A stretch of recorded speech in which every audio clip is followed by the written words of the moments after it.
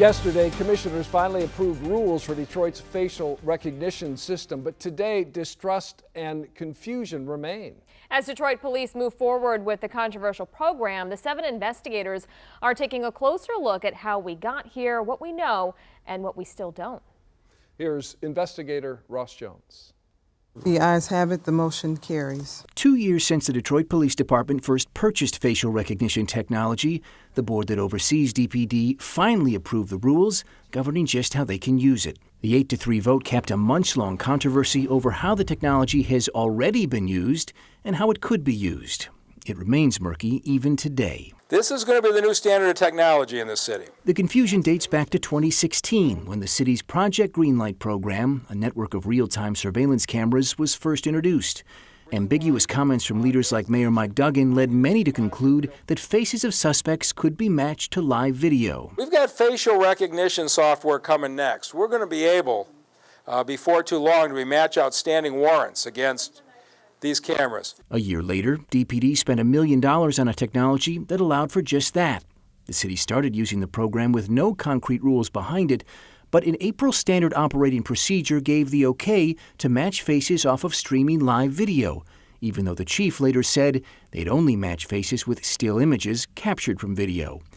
But as DPD acknowledged, even that is fraught with errors, with a high rate of false matches for African American faces, a point that incensed civil rights groups and many citizens. It doesn't recognize darker skins. It couldn't recognize Michelle Obama and Oprah Winfrey, the 2 most famous black women in the world. This technology misidentified them. DPD said problems over false matches were mitigated by data analysts that review each facial recognition hit, and that the scope of the usage, they said, is limited. It's a tool only, and only used to assist expediting the identification process. Chief Craig has repeatedly tried to calm fears over the program, saying, for example, that facial recognition would only be used to solve violent crimes.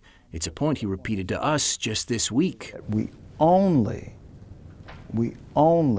use the technology if it's involving a violent crime. But what Craig said contradicts what Craig wrote just a few months earlier. In response to questions by a Detroit City Council member, Craig said use of facial recognition was not only limited to violent crimes. We asked him to explain. I don't have personal recollection of that.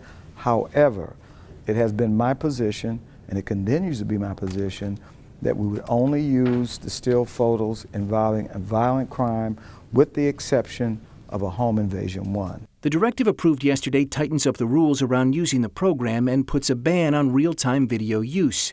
But will the technology only be used on suspects or more broadly? There's in no way a restriction to looking for people who have committed crimes. Claire Garvey is a senior associate with Georgetown Law's Center on Privacy and Technology. She first raised questions over Detroit's facial recognition program in May.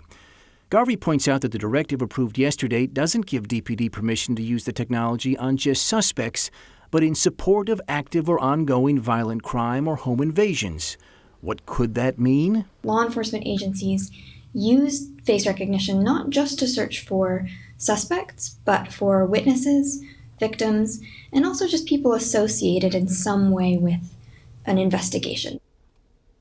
Well, Garvey and other groups see yesterday's more streamlined directive as a step in the right direction. Questions over just how useful the technology has been still remain. After using facial recognition more than 600 times since 2017, DPD still can't tell us how many arrests it's led to. Dave Anu. Ross, thank you.